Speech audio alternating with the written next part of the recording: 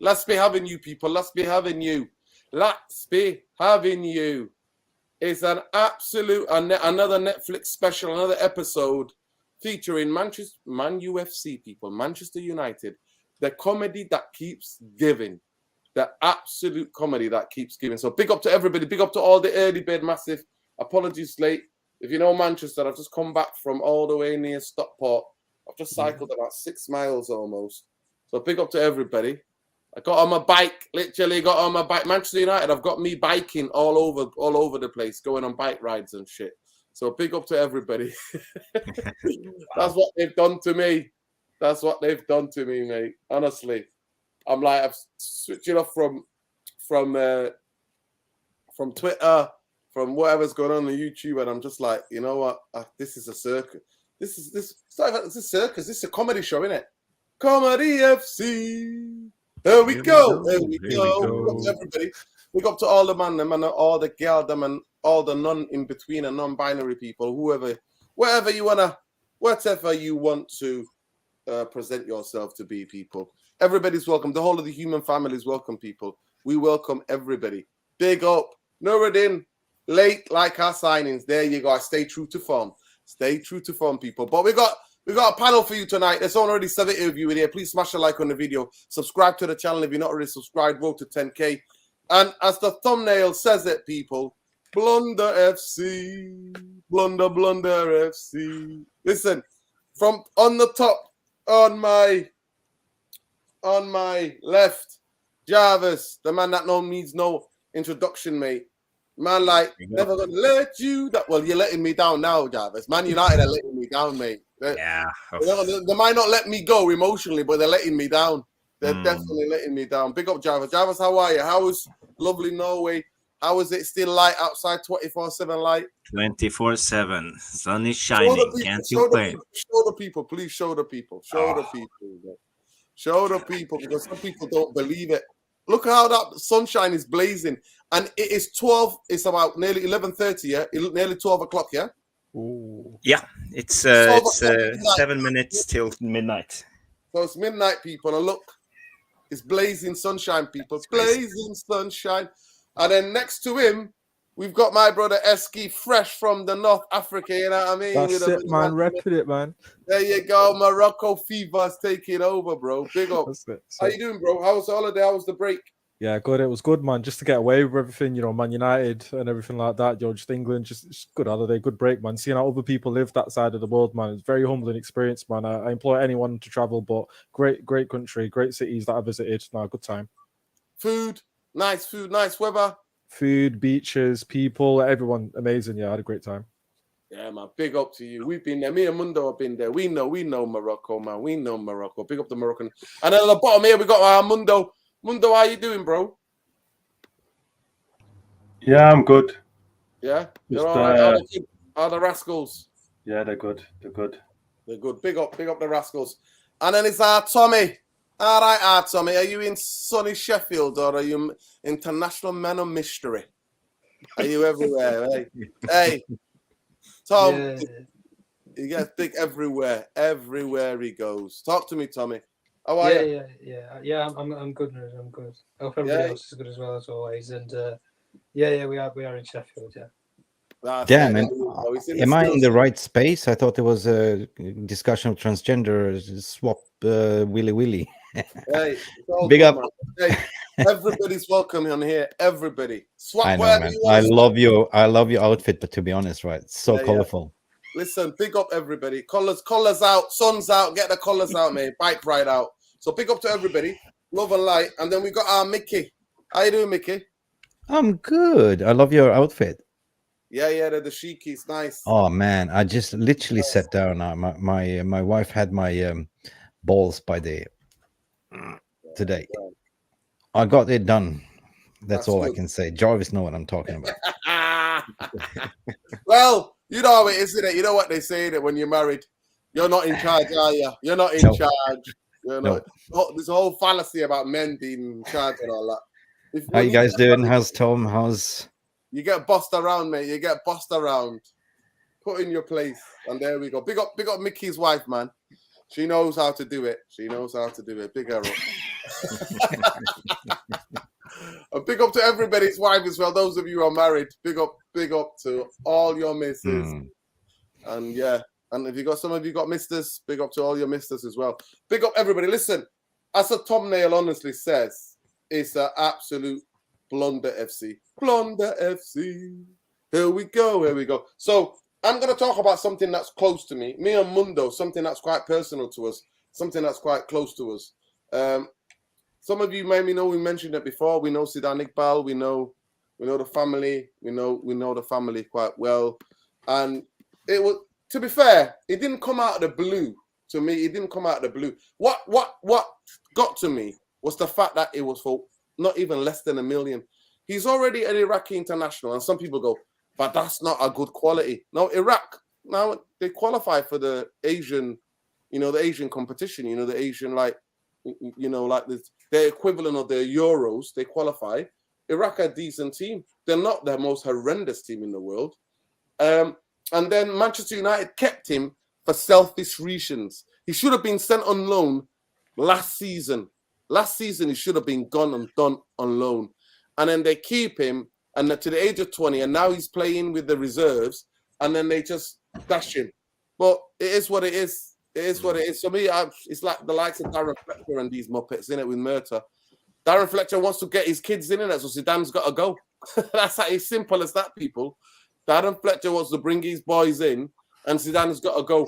Well, listen, I'll say this with my 2 pence, that manager, there's enough footballers that managers are not rated, that managers have let go, and that have actually made a brilliant professional career for themselves. So on behalf of Therapy Army and on behalf of that people who are from South Central Manchester, South Manchester, then we want to say we're proud that Zidane has played, at least made his debut, one of our own, actually got on the pitch, and it was a proud moment for me to watch him in the stadium in the Champions League when he came on.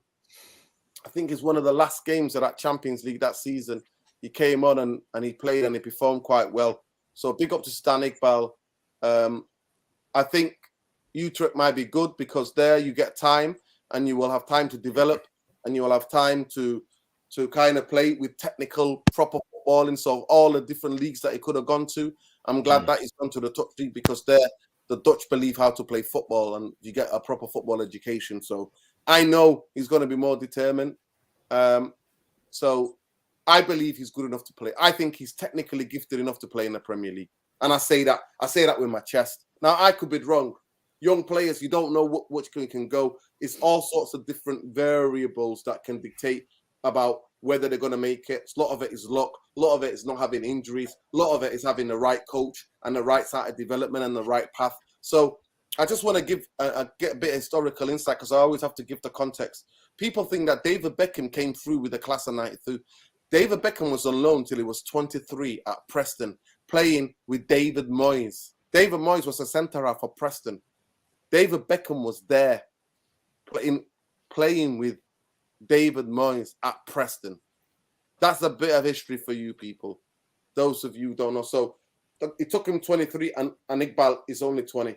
So when in the old division, you know what I mean? In the old, it was like Division 1 back. It wasn't a championship, it was a Division 1, so Division 2.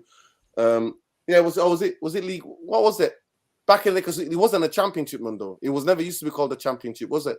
Back in the day when the formation of the Premier League, it was never called. I don't know what it was called. I think it was like Division 1, Division 2, right? Yeah, Division 1. Yeah, he was playing in Division 1. I'm playing in Preston. That's David Beckham. So he came to Manchester United at the age of 23. That's where he got into the team and joined the rest of them. So Zidane Iqbal, nothing but love. Go out there. Any doubters, all these people who are brown-nosing Ten Hag, because Ten Hag is not going to be the first manager or the last manager. And I just want to say a little bit as well. When journalists were getting giddy and getting overexcited, and the other big thing I want to bring in is that, because I remember with Jose Mourinho that pre-season, they were like, oh, the kids, you could play the kids. And Jose was like, the kids are crap. You know what I mean? Remember when he was like saying, why are you giving me? It was another Glazeonomics transfer. And the other big thing is this, is that when you ever hear the Glazers speak at Manchester United, you can't have youngsters and then buy quality and then bring youngsters through. The Glazers always talk about the youth. and they live on the 90, the class of 92. Anytime I've ever heard any of the dickhead Glazers ever talk about Manchester United, they're always like, we believe in developing players. And I'm like, you know nothing about football. Last time you were at Old Trafford, you were cheering when the other team scored and people told you what you're doing. That's the type of level of understanding that you have of football. So anyway, further ado, I'll give it to Mundo and then I'll go back to this. So Mundo, how you feeling, man? I'm not going to lie. I could tell it was coming, but I know it's Murta and Fletcher. I know that 100%. And I know that it was Murta and Fletcher that were trying to balance the books to get rid of Garner as well. So he got the Garner treatment, but at least we got decent money for Garner. And we got absolutely, because Garner went on loan, didn't he? He was on a championship and he was living it up with Nottingham Forest. But with Iqbal, Mundo, he should have gone alone, shouldn't he? He should have gone alone. And I don't understand. But do you know the reason why they didn't do it? You know what they said? What the club are briefing. The reason why they didn't do it, because they were too short in midfield and they didn't, if the injury occurred, they were too short. That's why they couldn't let him go. That is bullshit. But go ahead. So I don't understand why, like, Xavi Simons, for example, right? He left PSG on a free transfer. PSG on a free transfer, right? He's a proper baller. He's been tipped for big things since he was a kid at Barcelona. And what did they do? They inserted a buyback clause, £3 million. So his value is exponentially grown since he left them. He's worth more than 3 million, clearly, but they can get him back for 3 million. We let this kid out the door for less than €1 million, £855,000. You know, you can take players from clubs' academies and have to pay them development fees more than that. And this is a guy who's in his 20s. He's made his first team debut for Man United and is highly rated. So how have they allowed that to happen? That A, they didn't get a proper transfer fee for him, and the structure of the deal, there isn't the option for us to buy him back. I just don't get it. The thing about him leaving is, I can't put that all down to the club, because that might have been down to his own personal desire. He might have thought, you know what, I've had enough. I'm ready for first team football. I can't see a clear route for me getting game time. I want to go. So that's fair enough from the player's side.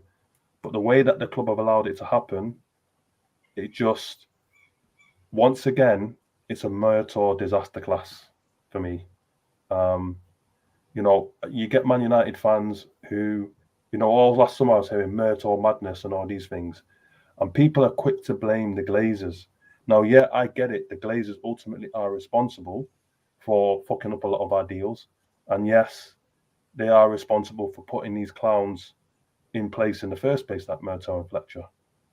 But nonetheless, as you said, they don't understand football. So they're relying on Murtaugh and Fletcher to tell them about footballing decisions, right? So they've gone to the Glazers and said, this is a good idea. I don't know. You're right with James Garner as well, but at least we got a decent fee for Garner. But what I want to concentrate on right now is, okay, Zidane is gone. We have faith in his ability. I'm sure he'll make it to the top somewhere else if it's not Man United. But as fans, what we should be concerned about is Groundhog Day when it comes to our transfer window. And the same old noise coming out of the club about, we've got this amount in the budget and we're going to raise funds by player sales. And so far, other than Fred being linked with Fulham, I'm not hearing about any outgoings from Man United. None. We might get rid of Eric Bailly because we're literally giving him away for free. 2 million, I think, or something ridiculous. But other than that, all of the deadwood that's in this club that should be getting shifted right now, should be getting linked with clubs, is not happening. So for me, I think we just have to just sit tight. I think we're going to have another bumpy transfer window, and I'm not focusing on who's coming, who's going anymore. I've given up under this ownership. What I'm concentrating on is the sale of the club. The sooner we get rid of these rats out of our club, the sooner we get rid of them and start behaving like a proper football club, that's when I'll start getting excited about transfer windows and player signings again. But whilst these guys are in place, whilst they are leaking stuff to the press and getting all the Man United fans in frenzies, we've been linked with about 1 million centre halves, God knows how many midfielders, about 10 strikers. Yet we've only got £100 million to spend. The latest one is Barella, apparently. Oh, and Onana as well. We're going to get Onana. We're going to get Onana for 50 million, Mason Mount for 60 million, Barella for 100 million euros. Our budget is 100 million, and we can't shift any of our players. So make that make sense.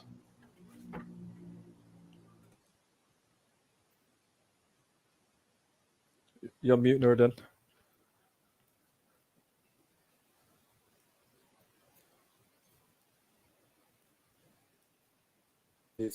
Talk to me, Jarvis. What's cracking? What are you thinking about this? What do you think about Zidane Iqbal? For me, he shows a lot of talent. He's got really good technical abilities.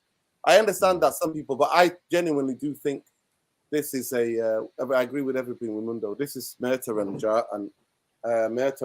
and what's his name, Fletcher. Yeah. So it's on them for me. But what you thinking? And then the comedy club that we are. What are you laughing? Are you crying? Well, there's two sides to this. There's the player and there's a club. For Iqbal, there's a great move going to the Netherlands football. There's technical football, as you mentioned, and he will most likely develop and become a really good footballer. So for him, it's a good move. For the club, it's nothing new. I mentioned yesterday on the show we had with Andy on MUFC Realist TV. This is what United has always been doing with young players. We did the same with Garner. Everybody knows what happened to him. We did the same with Galbraith. He's a young, talented midfielder. He left. We did the same with Dylan Levitt. He was a great midfielder. He is now currently at Dundee United, Welsh international. He had played 15 games for Wales. He's a young kid, 21 years old. This season, he has scored 5 goals and 5 assists for Dundee United in the Scottish Premiership, and we gave him away for £355,000. So this is not new. This is what we have always done at United. We have been giving away youngsters for free, talented youngsters. So for me, it's not a good policy. Hopefully, Murtog and Arnold will find a different way how to use these young kids. We can make money on them and get buyback clauses or longer loans, or we can have. I remember in the old days we had what's the Belgian club we had? We used to send players to. We had a collaboration with the Royal Antwerp, wasn't it? Was it Royal Antwerp? Antwerpen, yeah. It must be possible for a club the size of United to have some exchange deals with clubs, so we can send our youngsters to develop, because it's hard to develop when you play against other kids. If you play against the under 18s or the under 21s, you can't develop. That's a stop in their career, and it's a really vital moment in their career. They have to play football against real football players and I would say grown men, because that's the way how to develop the game. So I think we have to find another way, because at the moment it doesn't work for us. Okay, there's no problem getting up super talents like, for example, Garnacho.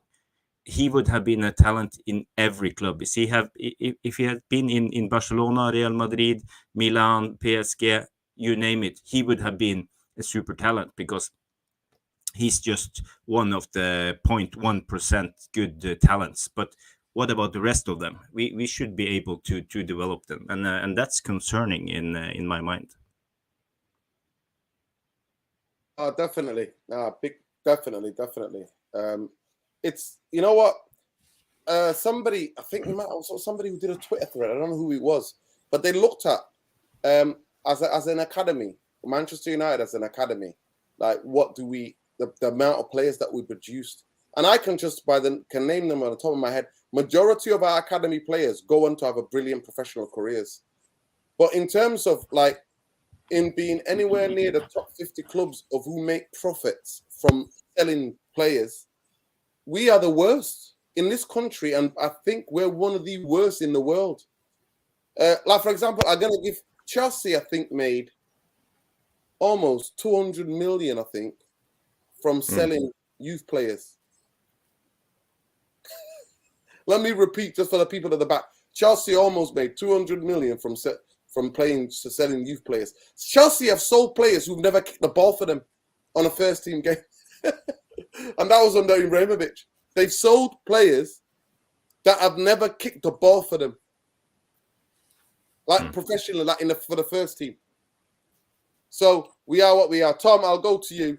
What do you reckon? I'm just get the super chat. Big up Mopsy TV, big up brother. He says, I don't want anyone to blame Eric Ten Hag next season if we don't win. Every manager hasn't been backed, and we always blame the manager. Get the owners gone first. Well, big up to you, brother. Hope you're all well. Thank you for the super chat. I'll go to Tom, and we'll go to Mickey, and then we'll finish on with, we'll go for this part. We'll finish with Eski. But go ahead. Go ahead, Tom. Yeah, look, I think for what you've said just there about the sort of using your talents and getting good prices for them, I mean, like, if any example you could have just used, like, what we did with Amad Diallo, like, you send him to the Championship, put him into a competitive league where you're going to play at least 3 games a week and have some consistency. These are the sort of players that you need, in say with Zidane Iqbal's case, like, with how Manchester United's midfield was this season, we all knew that there was only really 3 midfielders. It was Eriksen, Bruno and Casemiro. That was the chosen 3, pretty much every single game if they were available. For a young player like Zidane Iqbal, for a young player like James Garner, it was going to be very, very hard for them to even get any opportunities. And even in the cup games, there was going to be a struggle because you already had McTominay, you already had Donny van de Beek, Fred, who were already sitting there. So for these young players, it's hard. And as we've just said, we don't rarely make brilliant loan deals. And the problem with us is it's not just about sending the players out on loan. It's sending them on loan where they'll actually learn something or they'll actually develop. What's the point in sending a player on loan if you just want to get them off the wage bill? They're not going to cost you anything. They're a young player, for Christ's sake. And I think what we could have done is someone like with FC Utrecht, where he's going to in the Netherlands, like, send him there on loan and give them an obligation maybe to buy, or just, like you say, send him there and sell him. But I would have sold him for more than what we have. I mean, we've barely sold him for more than, a 2-bedroom flat in London. That's basically literally what we've sold him for, really. Barely peanuts. But you look at such as Chelsea, for example, they sell young players for 5 million. And you're telling me that Man United couldn't have got a couple of million for Zidane? And that's, you know what, the fact that he's an international. This is the thing. That's what he would have got. To be fair, you know what, I spoke to one agent, and he said that's what his market value would be around. I could be wrong. Yeah. People rate him. People talk about youth football, innit? People rate his technical ability. Yeah. I mean, I could be wrong. I know that Iran went to the World Cup. I could be wrong. I think I think it's the winner from the Asian tournament gets a World Cup qualification spot or something. I could be wrong in saying that, but like, even in terms of having an international cap, it does mean something at the end of the day. Like, we've just seen this season with Alejandro Garnacho, for example. Brilliant performances, gets your call up to the international team. That's what you deserve. Whether it be the men's team, youth team, I don't care. Get these players to have some consistency and then let them play for the country, or so on and so forth. But for me, as I always look at it with young players, the problem with us is, and the way that we work now is, we don't just give any young player a chance. That's the problem. It's not like back in the olden days where you have 5-6 young players that are going to be on the field for Man United. Unless you're a superstar, you probably won't get a chance to make it at Manchester United from being a young player. You had that with Mason Greenwood, for example, prime example. Superstar player in the academy. You could have said it, outshone everybody in the academy. So he got his chance, and he played a consistent couple of seasons with the first team, and then obviously with what's happened, Garnacho's the exact same model. Bread and butter, same pudding. Marcus Rashford, exactly the same story. Unless you're special and you're a superstar, you're not going to get the opportunity at Manchester United. So our youth academy is, unless you're going to use it to make profit from, is pointless. If we're being completely honest, if you're coming to Manchester United to be a young player, and this shite report about what's his name, Darren Fletcher, sorry, with his youngsters, like they're at City's academy. What are they even doing at City's academy in the first place? You're Man United's technical director. You've been basically been embedded into Manchester for years, and your sons play for your local rivals, but you're the technical director. I mean, really, come on, let's just be honest. It sums it up, doesn't it, about our recruitment policy? And even with young players, like I say, Palestri, we know there's a player there, talented, but will he ever get the chance at Man United? Let's be honest, no, he probably won't. And it wouldn't surprise me when these players go to somewhere else where they're made comfortable, they get consistent game time. It honestly would not surprise me. We do the same thing that we did with Paul Pogba. You buy them back for a stupid price, £80 million, and then they come back and then you've just wasted £80 million that you could have just loaned out. But the problem is with us is we're ignorant. We are ignorant as a football club. And at the end of the day, I can accept as a club, if we don't want to use all of our young players, I can accept that. But there's a market to get a value for these players. Zidane Iqbal, for me, even as a young player, you've just said it in an international cap, that weighs a £5 million price tag for me. Minimum. £5 million price tag. And do you know something? I think there's a club out there that would take that risk. Lads have just said it about Xavi Simons, for example. Similar kind of profile player. We've done it with Angel Gomez. I think he left in a free, went to Portugal. He now plays for Lille. I could be wrong. I don't know if he was in the Lille title-winning side in that season. I could be wrong. But ultimately, I just look at that and I think, if we're going to use the academy as a shipping stock to ship out our young players, unless you're a superstar, well, let's make some proper money from these players. You've had Scott McTominay, who's been through the youth academy, sit around the ranks, and what is it? He's got a £30-40 million stock. Get rid of them then. If they're not going to be playing week in, week out, what is the point? If players have marketability and you can sell them and ship them to somebody else, do it. Do it, because if somebody's willing to pay for it, other clubs do it. City, I think they flogged off three young players to Southampton.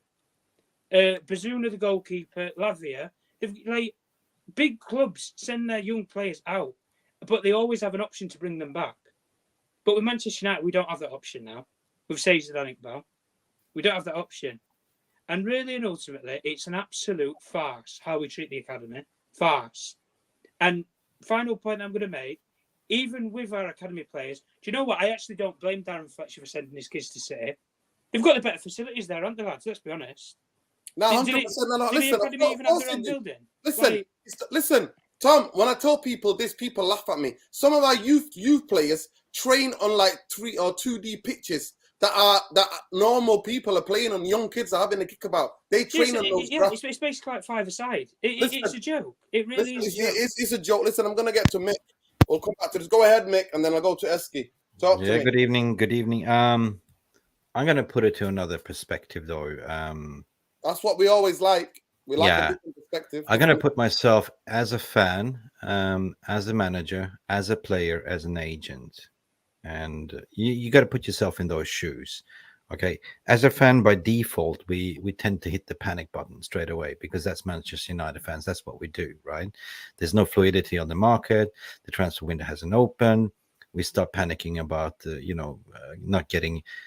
I agree with what the Jarvis was saying. Like, we've been not a good selling club at all. But, there's a new ownership coming in. There's new policies coming in. And then I look into the player and agent side as well. You surely had to have spoken to the gaffer and been told that you're not part of my plan. And as a youngster, you want to have playing minutes. You want to be developing, right? I agree. He's absolutely baller. He's a talent. But at the end of the day, yes, he's worth 5 million. That comes down to the inept of not being a selling club. Yeah, you can point the finger at, Fletcher and Murto and all that stuff. But it also comes down to the player himself. Like, what do you want? Do you want to stay here, potentially not get any minutes? Obviously, this spoke about no loan. Obviously, Ten Hag has a plan, and there was always this summer clearance that we were expecting, right? We see now also Hannibal being like linked to Dortmund. So there's manager has a plan. Like, we just have to wait and see what he has in plan to bring in something better, right? Not everyone makes it, right? Like Jarvis said as well. There's only 1% or 2% comes out from the academy and makes it to be superstars. Manchester United, right? I agree with that. But we just have to cut the navel cord sometimes and just realize that what's best for the club, right? That's what I'm seeing, right? This is unfortunate because this is the way it's always been. It's always been like that. But I'm just looking forward as a positive realist that I'm looking at it from all angles and seeing like, okay, well, obviously Ten Hag has a plan, right? And the transfer window hasn't really opened. And I see panic button. People are being too negative, too PTSD. And the international window is opening on 1st of July. So I'm just saying that, hold my beer, wait until the end of transfer window, and we will see the end of the result, like, what Ten Hag wants to do. Because I always said, like, he came in 1 year ago with a blank piece of canvas, and he had time now to assess everything. And yeah, maybe he wants certain players for certain reason to fit in his system. Everyone has a purpose, and I don't know. I feel sorry for Iqbal, but if what I heard is a sell-on clause, meaning that we get 40% on sell-on, right? So Ten Hag has massive contacts in Holland. Utrecht is a perfect place for Iqbal to go and develop. And who knows? Like, we have a sell-on clause, but I will agree that we will at least have inserted a buyback clause for 2-3 million, right? But the same thing goes, like, for what's his name, Hannibal, to go to Dortmund. Wow, that's great. We're talking about 15-10 million as well for that player. Or we should do what Dortmund does as well, like, ask for more. So what the problem is for me, listen, the biggest problem before I go to Eski for me, Mick, I think that's an interesting thing, but the PSD is there because other teams, our rivals, are getting the best players and are agreeing personal fucking terms with them. And we're fucking twiddling our fucking thumbs like we fucking do. So the PTSD is not just from past, it's fucking right now. Other teams are agreeing deals. Chelsea are fucking selling half of their fucking club to fucking Saudi Arabia. And Manchester United cannot get rid of any of the fucking dead wood. So when you say people are getting PTSD, it's because there's a fucking reason. And I know. I'm suffering myself. While the bastards are here and still own the fucking football club, we're going to be bent over yet again. Another fucking manager's going to get screwed over. So that's the reason. There is a reason. That's why I started like as a fan first. Like I get it. Like, I hit the panic button too, but then I start to think about it and put myself in different situations. First and foremost, Nuruddin, like, rest assured that there is a plan. They're already talking, but it's just been a tight sealed door. Like, nothing's coming out, and media is just pushing the agenda. A lot of paper talk. Let's take this Kim Min-jae story, for instance. Like, the only one that's pushing this buy-in story is actually Fabrizio Romano. If you want to have credible sources direct from Bayern, go and check out Christian Falk's tweets, and you will see it's not the same nuanced story. And Christian Falk is Mr. Bayern himself. So I would just take things with a pinch of salt and just wait till the international transfer window is opening and assess the situation from there. That's the only thing I can do. I just had enough of this, the takeover, same thing, like, media spin. I'm just saying, cool and composed, think fresh, and we're not even going to talk. Listen, we're not even going to talk about that bullshit. No. We're not even going to talk about that bullshit. We need to talk about players. We need to talk about players, because to me that will take care of itself. It will happen. But I totally agree that if you nurture the academy, at least get something out of it. Minimum 5 million. The reason why the point I want to ask Eski is that if he was sent on loan, Eski, like Hannibal, like, we would get decent money for him. But the club selfishly kept him and didn't fucking play him. Do you know what? With this one, it's a bit personal. Obviously, he's half Iraqi, half Pakistani. I'm Pakistani myself. I met a guy a few weeks ago in town at some event. I was chatting to him, and I just go, "Who do you support?" And he goes, "Liverpool." But he's proper Mancunian. Sounds like us. And I was just laughing. I was just like, "Why do you support Liverpool?" As a joke. And then he just goes to me. He's a bit older. He just goes, "John Barnes." And I shut up. I was like, "I get it. I understand why."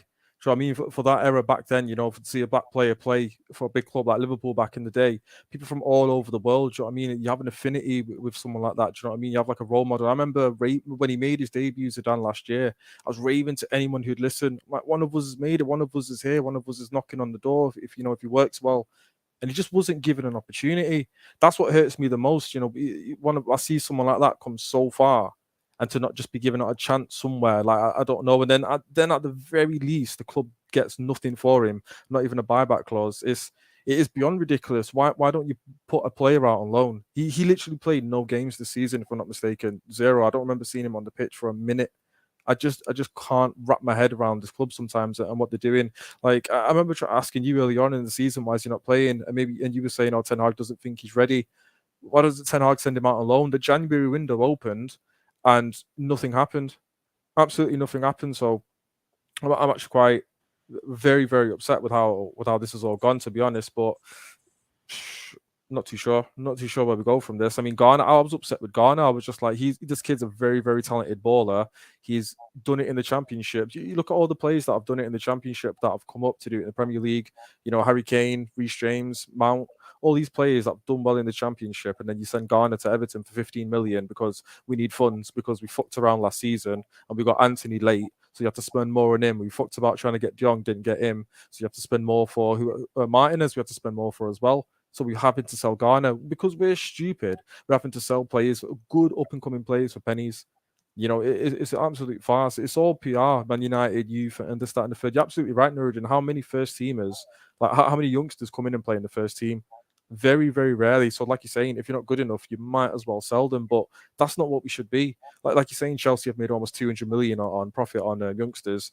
Our negotiators of shit. They've been shit. How can Dan James be in our top 5 like most profitable transfers of all time? How? Listen, let me tell you about that Welsh kid. Liverpool sold him to Nottingham Forest for 17 million. Yeah. Right, that guy. Yeah. I forgot his name. Somebody tell me in the comments. That kid. And I think he played 1 or 2 games for Liverpool and he's gone for 17 million. Oh, is it the fullback? Yeah, the fullback, yeah. The guy plays at fullback. Yeah, he played for Wales. In the World Cup, yeah. Listen, it is what it is. Listen, it is what it is. It is what it is. For me, the midfield is a problem, and it has always been a problem for me. I did a scout mission, and I did a show specifically. I think it was Monday. We did a show, and I scouted 3 players. One of them was so funny. A week before, I thought he was still at Mallorca. He moved to Paris Saint-Germain. Lee Kang. What a brilliant, if you're not seeing that kid, like technically, what an absolute magician. 22 years old, brilliant player. And then I played the player profile Casado, and then I player profiled Barella. And I'm like, get me these guys. And then we now find out, apparently, it's all agreed personal terms with Newcastle for Tanadi. I actually like anything, Tanadi. I'm sorry. No, it's all good, bro. Listen, I'm going to come to you in a minute. Uncle Jimmy's in the house. Uncle Jimmy's in the house. Big up, Uncle Jimmy. So, at the end of the day, I think the midfield is a problem for me. Huge problem. And it will always be a huge problem. And I believe Manchester United, to go to the next level, we're going to need 3 brilliant but different attributes players. So like a Barella, a Casado, and a Liang. Like one attacking, gifted, creative guy, one that is box to box, number 8, and another one that can come in for Casemiro. And sometimes in away games, when we go to Anfield, when we go to Stamford Bridge, when we go to the Etihad, when we go up to Geordieland, to James Pat, those type of players to make sure we don't get bullied. Because I just want to remind you all, people, last season, in the top 10 teams, bullied us. If I'm not mistaken, we conceded about 31 goals, if I'm not mistaken. That's how much we conceded. We conceded that many goals. So please remember, people, midfield is vital. Manchester United midfielder. But I'll go to you quickly, Mundo. Manchester United don't strengthen the midfield. What kind of season are we in for? And I'm talking about with serious quality. Serious quality. I think we're in trouble. Do you believe? And then I'll get you. Do you believe this McTominay Maguire thing for Rice? I don't think we're going to get Rice. No, Rice is going to Man City. Rice is going to Man City. If he had the choice between Man United and Man City, he's going to Man City. That's my view. So if we don't get a midfielders, we're in serious trouble. We saw what happened. Eriksen, I liked Eriksen at the start of the season, but the injury kind of curtailed his season. You know, when he came back from injury, he was dreadful. He was a liability. He doesn't have the legs. So we need to replace him. We saw what happened. We saw what happened when Casemiro got suspended during parts of the season. We were dreadful. We can't control games in the midfield. So that's the priority area for me. That and the goalkeeper and a striker. So they need to address those areas. It's not one of those things where you can just do a patchwork job and buy a striker and a centre half and hope for the best. They need to address those 3 areas. If they don't, we're in trouble next season, because Rashford might have had a 1 in a million season. We might not get the same level from Rashford again. We relied heavily on him for goals. In midfield, Casemiro and Eriksen, whenever one of them got, you know, a nasty tackle, the whole flipping stadium, all the fans watching would be like, shit, is he injured or not? We're 1 injury away or 2 injuries away from McFred.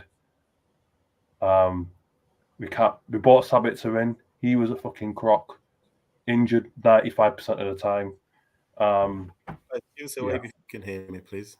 Yeah, we can hear you, Jimmy. We can hear you. Nice one. Cheers. Sorry about that, guys. No, don't worry, Jimmy. The internet in Jimmy's house is moving like Manchester United when the Glazers transfers, mate. Yeah. That's how it's moving. It is moving. Very accurate. There's something in the system. Go ahead, Mundo. Finish, and I'll come to you in a minute. Yeah, and finally, in terms of defence, the more players I have between the pitch and Harry Maguire, the better. Because that fucker doesn't want to leave, right? All the reports are saying he wants to stick around. That's fine, stick around. But the more players that are in front of you, the more comfortable I feel, right? If there's 6 defenders before him, before he gets on the pitch, I need at least 6. That's the buffer. I need 6 players. Then Harry Maguire. There'll have to be like a catastrophe, like food poisoning. Oh God! I don't know, something that gets him on the pitch. But if he wants to stick around and be a mascot and pick up his wages, because when the Qataris come, then money's not really going to be an issue. So if you want to be a mascot for Manchester United, by all means sit on the bench. Do a Western Bulgard if you want. I don't give a damn, as long as you're not on the football pitch. So that's why I want a centre half as well as backup for Varane, because Varane's going to do full season. Yeah, big up. Listen, big up Alien Tenno. He says, clip me, Carabao Cup and maybe top 4 again. Nah, mate, I don't think we're going to get top 4 if you've still got a similar squad. And big up to Belly Visual. Belly Visual says, Zidane leaving is not down to the Glazers, mate. Now, yeah, we're saying that. It's definitely not down to the Glazers. Fletcher and Murta, mate. We know that. Yeah. We know that. You don't have to tell us. Jimmy, talk to me. How are you? Is the internet... I'm all right, man. I'm all right. The internet, this is a new one as well. I thought it was going to be better than my last one, but it's the same old shit, man. It's all good, bro. Listen, how's the family first? How are the kids? How's everything? Good? Yeah, man. Kids are good. Family's good, man. Family's good. Kids are asleep. You know, they actually went to bed early today, which is weird when it's not dark yet. You know what I mean? So one of those ones. Yeah, man. Big one. Listen, so Iqbal being sold on less than a million. Manchester United circus continues. Well, the circus is not actually. It's a comedy club, isn't it? It's a Netflix special, isn't it, Jimmy? Are you enjoying the new episodes, or are you crying, or are you laughing? What's happening? Do you know what? I've learned to grow numb to it now, which is sad, really. I've learned to just kind of. I've stopped listening to the noise. Even any link that we've been linked with. I don't believe it. I don't even believe we've gone in for any of the players that we've been linked with at all, apart from Harry Kane. Maybe I think that there was some genuine interest there. I think we've just been swatted back on that one. That's never going to go anywhere. But any of these other players, I don't believe it. I'm not going to believe it until I see it, until it's been announced by the club. So when I'm seeing Iqbal being sold for under £1 million, it's just like I'm not shocked, I'm not surprised. But then, you know, there's a part of me, this is the devil's advocate part, of course, as usual. Like I still keep hoping that there's some grand plan here. You know, I'm hoping, you know, they know more than we know. You know, I'm hoping that they are doing things that they've kept it so well under wraps that we just have no idea what the big picture is. And I keep reminding people as well, when the takeover happens, it's not going to take 2 weeks. It's going to happen overnight. Once those papers have been signed and sealed, the money is going to move straight away. It's going to move around very, very quickly. The phone calls are going to be made very, very quickly. All these deals that are being packed on the side and just parked are all going to be explored very, very quickly. So don't be surprised once the takeover is announced, the deals are announced, 3-4 deals are announced the next day. That's the devil's advocate, optimistic side of Jimmy that's thinking that.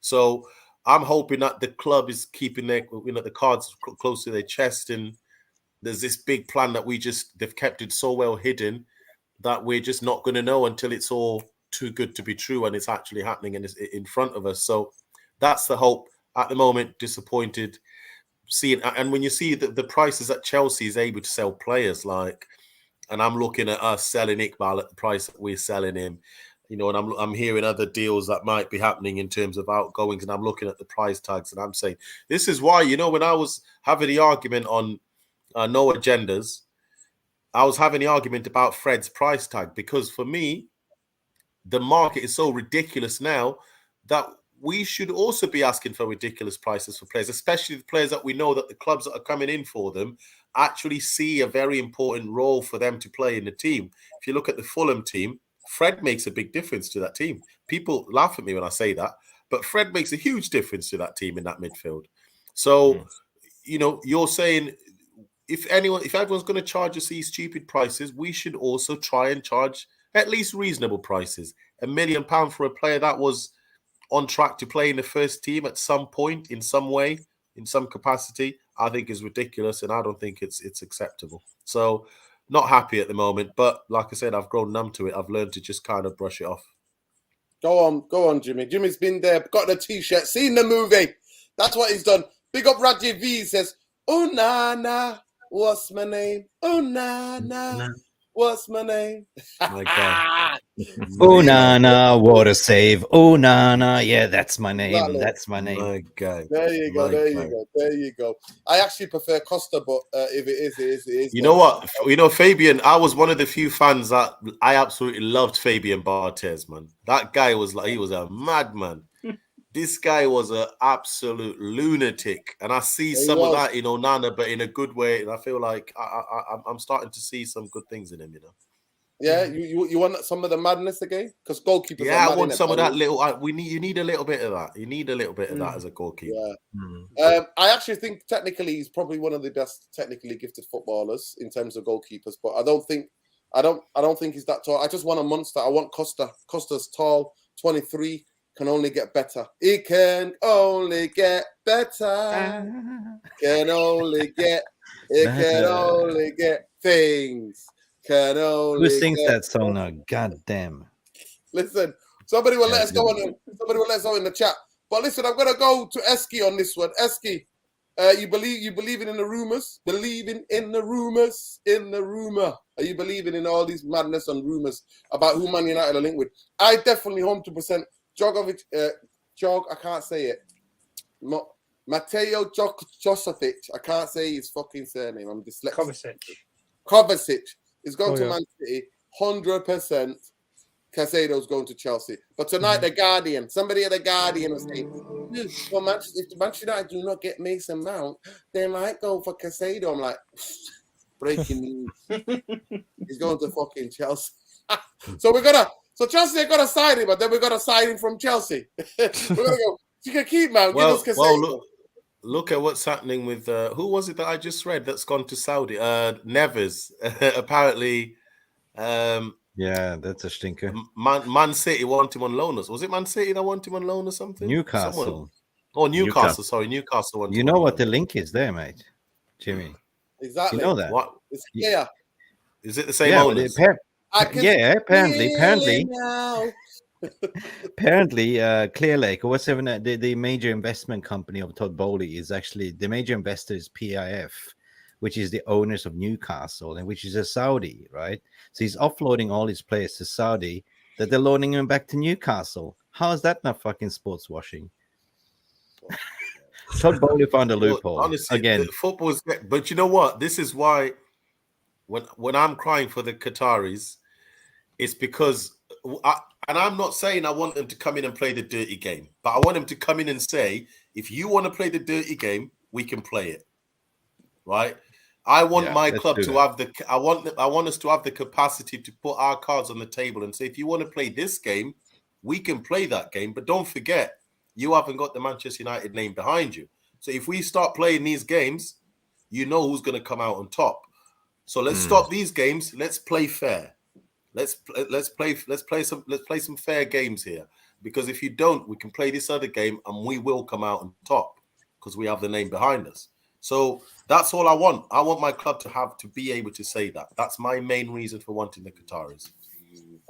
Big up Jimmy. Eski, all the madness that's going on, Gary Neville came out saying that the Premier League needs to investigate this. What you reckon of all this madness and about the Onana? Are you happy with Onana? Onana. What's his name? Are you ready for him, bro? Do you know what? I was showing my boy Onana clips the other day and I was just laughing bare. This guy takes the absolute mick, just running about into midfield, doing everything in it. Technically, he is good in it, but it's a little bit mad. So I'm not too sure with Onana, but we do need a keeper. But with all this talk, do you know what? I kind of agree with Uncle Jimmy. You know, I'm slightly on the track that. So obviously we're hearing in the Middle East that, you know, it's all done, like this deal's done. We're just waiting. It's similarly to Kim Min Jae. All the reports in Italy were he was going to Man United. Like quite a lot of even I think the Napoli like radio station, like they have like an official like partnership. They were even saying it was done.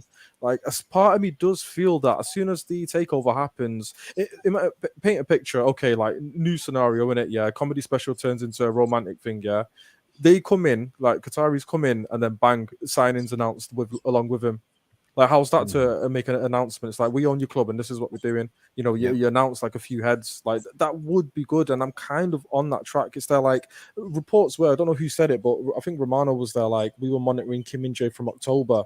Yeah. Do you know what I mean? Now it's suddenly cooled down and he's going by. And I don't think that's the case because that release clause is active on the 1st of July. What if on that day he's at our club? So it's sort of hit and miss for me. There's some I believe, some that I don't. I do think we're talking to keepers. Is Onana one of them? Yeah. Are we talking to Kim Min Jae? Yeah. Declan Rice, we've probably inquired. And if they want one of our players, then fair enough. Because I do see David Moyes wanting the Harry Maguire. Because he does fit that system, to be fair to him. You know, all right, he's not playing at Man United, but there is a place for him in the league. It's just a bit lower down in a different system. So I think there are certain things where I'm looking at it like, yeah, it's plausible, but take everything with a pinch of salt. It's like every transfer window, we're linked with Mbappe, we're linked with Neymar, Harry Kane. You know, we're still linked with Wesley Sneijder. If you know, you know. So fucking, you just got to take it as it comes, in it. Who we're linked with. So we'll have to see. But I think we are in with the keeper. Eski, the one that you're missing is Guy Can, mate. Guy Can. Wesley Sneijder. Guy Can as well. Don't forget. Wesley Sneijder and Guy Can. Pick up Alien Tenor says, Mundo, I need 6 for Maguire with the fries. Pick up to Alien Tenor. And big up to our Craig Welby. Hey, he's out. He's out there. He's at Malaga, mate. Did it just get relegated? I think Malaga just got relegated. Yeah, they did. Yeah. And I think it was some English journalists who put out, be careful what you wish for, Manchester United fans. A Qatari millionaire bought Malaga, and now Malaga are in the dumps. So, hey, be careful. Like, be careful. Be careful, I tell you. Be careful what you wish for, right? We're watching. Big up to Craig Werby. Tommy, talk to me. Maguire, you having him? Maguire wants to stay, mate. He doesn't go anywhere. Maguire ain't going nowhere, mate. Nowhere. Well, let's put it like, let's put it lightly. We've not had any interest that's like an offer that's coming from Maguire yet, and pretty much the same thing for Lindelof. And I don't care if Harry Maguire wants to stay or not. He's not going to play. So if he wants to be, a selfish football player, I hope Gareth Southgate does the thing that he said that he was going to do, where if you ain't playing consistently, I can't keep picking you. So I hope if Harry Maguire does wish to stay, then he sticks to that principle. And Erik ten Hag's not going to change what he's done this season. I think he'll do the exact same thing. I think he'd have his front two, which will be Varane and Martinez, unless he gets maybe another new centre back, which is up for debate and question. But those two will be the main starters. For me, I think Luke Shaw's third choice centre back out of all of the choices. For me, and I think Lindelof then Maguire, and that's the pecking order. I don't think Maguire is even in the top 4 in terms of it, and he's being done by somebody who plays left back. That's just how I see it. Anyway, Martinez was out. I didn't see Harry Maguire playing left-sided centre back where he likes to play. You didn't see that, did you? You saw Luke Shaw play. If Victor Lindelof was available, Victor Lindelof played that role. Like, at the end of the day, that's just ultimately how I see it. So with Harry Maguire, if he wants to stay, that's fine. He can piss about on the contract that he's on, but he's not going to play any games. So if he wants to, throw away his England career and his career in playing professional football, then by all means, Harry Maguire, please do so. It's not going to mean it's not going to mean much to us. And at the end of the day, if a club comes in for him, because Aston Villa, I think, is a club that sort of level of a club, I think, would take him.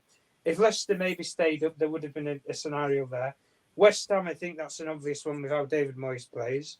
Like, I think there is clubs that would come in for him. Maybe 12 months ago, there'd have been a discussion maybe about Newcastle with how they were playing, but they play halfway line football. Harry Maguire's not going to do that, is he? So I think that, there is the options out there for him to go, but if Harry Maguire don't want to go, then he's not going to go, is he? But if he was to go maybe abroad, Italy maybe, I don't really know with Maguire for me. But if you get rid of Harry Maguire, then like I say, it frees up the wages, and we're not going to miss him. I'll be harsh and brutal. I don't think we're going to miss him. I think if you're Maguire, though, I mean, for me, I don't understand why his advisors would advise him to insist on staying at the club, because probably the wages. I mean, he's at the age where he could carry on and play at top level, and he's not, it's not like he's going to struggle for a contract unless he's asking for ridiculous amounts of money, obviously. But if he's being reasonable about his wages, I think he goes into many of the Premier League clubs, and he probably starts many games in the Premier League. So if I'm Maguire, I don't see why you would want to stay and not play and like you mentioned, sabotage your England career, because clearly that's very important to him, because he's always said that the England badge is probably more important to him than the club badge. So why would you insist on staying at a club where you know that the way the manager plays doesn't suit you? It's not because the manager doesn't like you, because he's tried to play you in different ways and he's tried to adjust to you, but it hasn't worked. So Jimmy, apparently he's tried to get 10 million. He's tried to get Manchester United to give him a 10 million handshake for him to go, so that he can make his wages. Oh, Jarvis, it's never going to happen. Yeah, Jarvis, talk to me. Ooh, Harry Maguire. Yeah, I don't know what to say about Harry Maguire. I've been saying all season he should go, and if he's not going, I don't know what's going through his mind, because basically I don't think anyone wants him to stay. He's not good enough. We don't care. He's a liability. Every time he's on the pitch, he's a liability. He's the club captain. He's on over 200 grand a week. He's got another 2.5 years left of his contract. Yeah, but there's no love from the fan base. It's squeaky bum time every time he's on the pitch. Jarvis, like he said, he doesn't have to prove anything. He's Manchester United captain. When was the last time that he was captain of the side, Nuruddin? Tell me the last time he wore the armband. Tell me. Hey, he lifted that trophy. He lifted that trophy with Bruno. Big up, Clip Bailey says, looks like Onana and Mount are the two of the first. So do you rate Onana, Jarvis? You want Onana? Better than Onana. Without a doubt, I would love Onana to come to the club, but the thing I'm worried about is he apparently had some kind of beef with Onana earlier when he was playing at Ajax. I'm not sure if Ten Hag and Onana is speaking. So they are. A rumor. He literally got done for some doping. He took his wife's pregnancy medicine and got suspended, but they left in good terms. Yeah. Okay. Yeah, but that's a good thing because on Onana a is a free, I great think. goalkeeper, and he's like a sweeper keeper. He can he's very secure with the ball in his feet, and he could easily make our team better with just his presence, and he can play with the two center backs, so we can fill up the midfield and control the game. So Onana would be a key player to get in this season. Almost as important as a striker for me at the moment. I think the goalkeeper position is more vital than people actually know. Because when I analyze the game and I see how we play, I see we struggle from playing out from the back always, and that's why we have to like De Gea hoof it long, duel on the midfield. We lose the ball. It's always we're chasing the game. That's the biggest problem. But we want to control the game, and that's what's going to happen if we get Onana. And I don't think people know it yet, but when Onana comes in, they will see the difference. We all saw it in the Champions League final how the goalkeepers affected the game. So that's how it is. I don't remember City putting on that aggressive press like they normally do with him. I don't even think they entered the penalty box. Any of their players did that whenever he had the ball. Okay. I can't remember that anyway. The thing with Onana though, that you just pointed out there regarding it was when we talk about not being able to keep the possession in terms of if we don't sign quality midfielders. Well, if you bring in someone like Onana, I think really that, or you bring in a goalkeeper that's good with his feet, they can already play a pass into midfield from the goal line area. So in terms of trying, like I know we speak about building up from the back and things like that. Some of the passing that I saw anyway with the Champions League final, like he played it directly into Brozovic's feet, and he turned on the half turn and into her away in terms of going at City. So I understand what you say, Nuruddin, where you say about we need controllers and players like Caicedo and stuff, which I completely agree with. I think it's a good point in getting players like that. But I think even if you just have that goalkeeper that can play that pass into midfield, we haven't had that with De Gea. That's the problem. And for managers over time, a lot of these players, when they come, like you look at Eriksen, for example, he always had that pass from David Raya when he was at Brentford into the midfield. So he's used to having that sort of ability.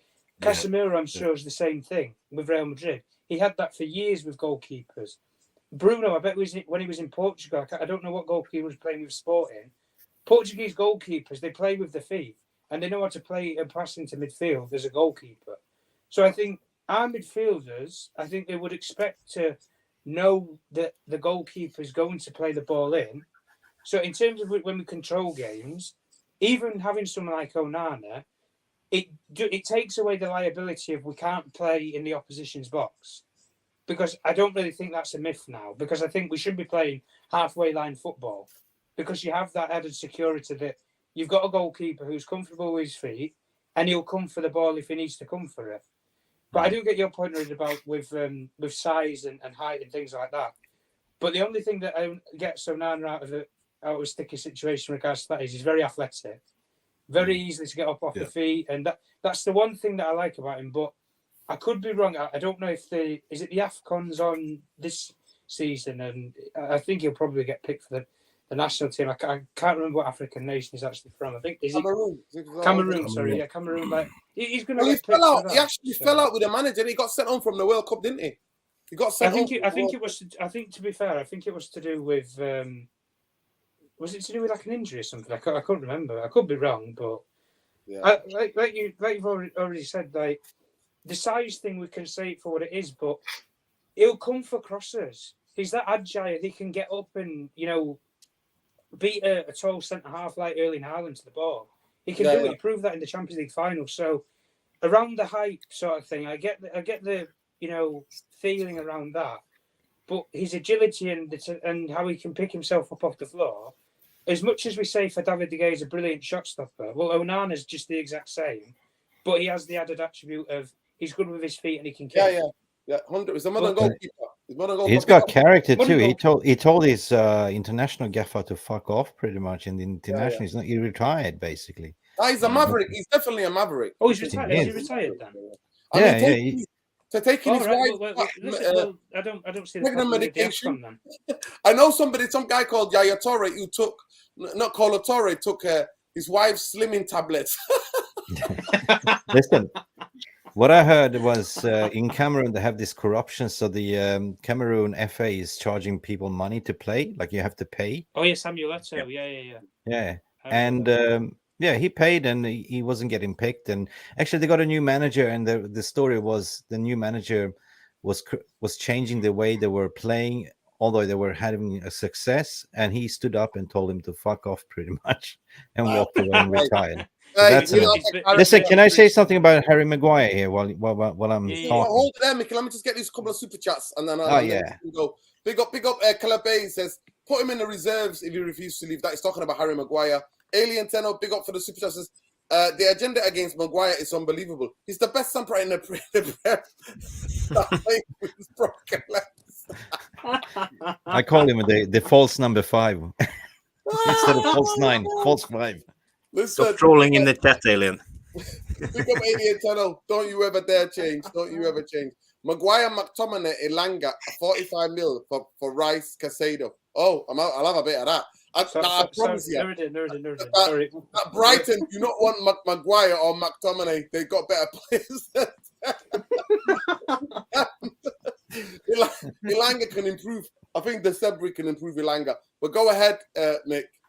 Regarding Maguire, I mean, you could see that, you know, he wasn't picked by Ten Hag. He's not favored, and the fact that we are linked to Kim Min-jae tells you the story as well. Retain, you know, Lindelof, get rid of Maguire, get a better centre back in to, you know, rotate with Varane that we know is a little bit of an injury prone record. So it's all about rotation, squad depth at the end of the day. But if you want to know the story about Maguire, just Google his agents. You know, his name is Stephen Beck. He's one of the most craziest lunatic agents out there in England, basically. Yeah, he's the one. He's the one that called it. Yeah. Mick, and they own, I think him and somebody else own one of these big PR agencies. Yeah. I better be careful because I might get a phone call if you're listening. I'm sorry, Beck, because apparently, like, you know, he's one of the dodgiest agents in the industry, most dangerous. Well, so he negotiated a 6-year contract for Harry Maguire in certain contracts, clauses in the contract. So, you know, he's the reason why he's playing so delusional to Maguire to stink up the place, right? So, to be honest, this is the agent that actually called up Troy Deeney. You know, Troy Deeney comes from the part of London that I wouldn't go personally, like, you know, to get mugged, you know. Called him up and said, why are you talking shit on my of Harry? Like, what the fuck are you? He goes like, you know, I'm his agent. What the fuck are you calling me for? So, honest to God, there's reports for him being linked to Italy. And I think that will be a perfect league for Harry Maguire because they play that style of play, right? Yeah. So, if we are offloading, like, you know, if we're buying Kim Min-jae, I can see potentially, okay, give us Kim Min-jae and we give you Harry Maguire plus a player or something like that, right? As a deadwood. The only thing is that I think Napoli that's why about the Italian league, that's why Koulibaly looked so good over there. Look how he struggled in the Premier League because he's the same type of defender. Yeah, but they're getting 30 million for Koulibaly. They're getting 30 million for Koulibaly, who's done out here now, and then we're selling Eric Bailly for 2 million, Mundo. Quickly go to you, Mundo. What can I say? Glazonomics. We are the, those of you old enough to remember, we are the Woolworths of football. It's like the pick and mix of Woolworths. Yeah, you just go in there and pick up a bargain. That's what it's like shopping at Man United. It's like going for a bargain. We're the Lidl. I forget. Not even Lidl, we're worse than Lidl. We honestly, look, I've said my piece on Harry Maguire. As I said, I need a 6-man buffer if he stays at the club. We all know he's delusional. You know, every comment he comes out with is just nonsense. I wouldn't be surprised if in his own mind he believes, you know, I'm still a club captain. I can get back into the team. So, and unfortunately, because of the way that our club moves, he could under this ownership, he could sit around and take his salary. Yeah. But you know that if you get somebody in who's a serious football owner, you know, like if this was a Man City situation at Man City, he's out of the door. Whatever it takes to get him out, they'll do it. Yeah, Eric Bailly going for 2 million. I mean, look, I'm not particularly fussed about how much money we bring in for the fringe first team players, because for me the priority is clear the getting deadwood. them out. Yeah, Clear the deadwood. Listen, I forgot to mention something. Nuri, sorry. You know, he was a good player until he had that incident in Greece, right? Remember that story. Now, I never bought that. I never bought it. Yeah, but yesterday came out another report in, I think it was the Independent. They want him back in February for another court session. Yeah, for a retrial. Well, that means he could be staying. He could be here for until January at least. See what the court case goes. Listen, Mundo, I'm going to stay with you. Raya or Onana? Who you having? Onana or Raya? Who you having? I'm having Onana. I'm having Onana because I just think his shot stopping is very underrated. Yeah. I think he's actually, if you think about his goalkeeping attributes, he claims the ball really well, commands his area, great shot stopper. For me, hands down, best goalkeeper with the ball at his feet. It's a no-brainer. I'm going for Onana all day long. The African nations, though, that's a worry for me. Now, apparently he's retired from so he wouldn't play for them. Yeah, but look, this happens all the time. Like the problem with African nations is that their star players fall out with managers all the time. Then a new manager comes in, then all of a sudden they're declaring their love for their country again and they're going playing, right? How many times has Aubameyang retired from playing international football? You know, that's a prime example. So there's no guarantee that Onana won't return to the Cameroonian national team, right? See, with the saves though, with the save stats, I mean, Onana, you're very right. It's criminally underrated because he's actually in the top 5 probably. I think when I looked at the stats, he was up there. He's in close to 80% save rate. If you look at Diogo Costa, he's like 77%. So he is very. I don't know why people don't talk about his shot stopping. So I do. Inter I don't know. We need Crazy back. Listen. Yeah, listen. Big up to everyone. Listen, can you let us know how many likes we got? If I haven't got 100 likes, then shame on you because we've had constantly over 230, 240 people here constantly. So smash that like. Build to get us a bit. 109. A lot of people say it costs you absolutely nothing, you little cretins, you little Glazer lovers, eh?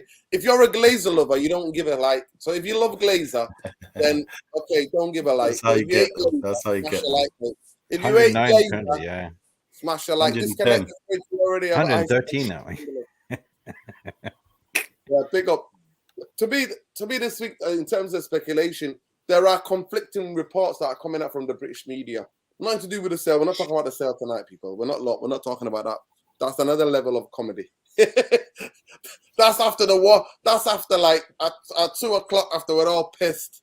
That's when you talk about the illness, right? After we're all pissed because we're just sick of it. We're just sick of this psychodrama. But we shall talk about the level of transfer and the swaps, Tom. Jarvis, sorry. In terms of like swapping players to get Maguire or Rice now official, obviously Rice. If it's Arsenal, Manchester United or Manchester City, of course you're going to choose Man City. Are you kidding me? Like it's no brainer. Like it's not a brainer. But apparently somebody's teasing me. People are saying that Barella might be up for a sale, and if Manchester United miss out on Nicolas Barella and Casado, I think I'm going to find the biggest, the river, and I think I'm going to jump off. And I think that's me, honestly. I'm telling you guys. I can't take it that Manchester United will miss out. Casado will break my heart. If somebody in the Premier League goes out and then buys Barella, I'll be deviled. But what do you think about these player swaps? Would you, for example, Jarvis, give money and to get Paulinho out of Fulham? So give them Fred and maybe 30 million to get Paulinho. I think that's a very good deal. I agree. It would be a perfect deal, but I said it before. I think player swaps is very difficult. You have in today's market, you don't have only the clubs and the players. You have agents and you have image rights and sponsors and everything. So it's very hard to do swap deals. We haven't done any swap deals since we successfully bought Alexis Sanchez from Arsenal and swapped Mkhitaryan with them. So I don't think it will happen as I see it. But if it's perfectly arranged, then yes, we could do swap deals. If Fulham will give away Palinha and we will give them Fred, then we swap some money in between and everybody's happy. Yes, of course, we will do that deal, but I don't think it's doable.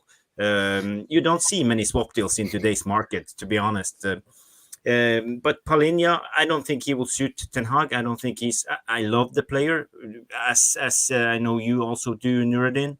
But I don't think Palinha will be. Nobody in the Premier League has won the ball more, has made more successful tackles than Palinha. Casado's second. Yeah. And Palinha, he's great at breaking up the play and winning all the duels. But didn't Ten Hag have a player like that in German? In Ajax, was it? Not that season, the season before he came to us, 2 seasons before he came to us. He had a player he didn't play through him. He just won the ball back and gave it to the better players. Yeah, but what's the guy's name? I can't remember his name. He might have been a Latin player. He had a Latin name. Alvarez, wasn't it? Might be. The Mexican kid, I think it is. Yeah, he might be, yeah. But there was a player, and he didn't play through him. He didn't play through him. He just gave him he won the ball back, and that was the thing that he was in the team for. But go ahead, Jarvis.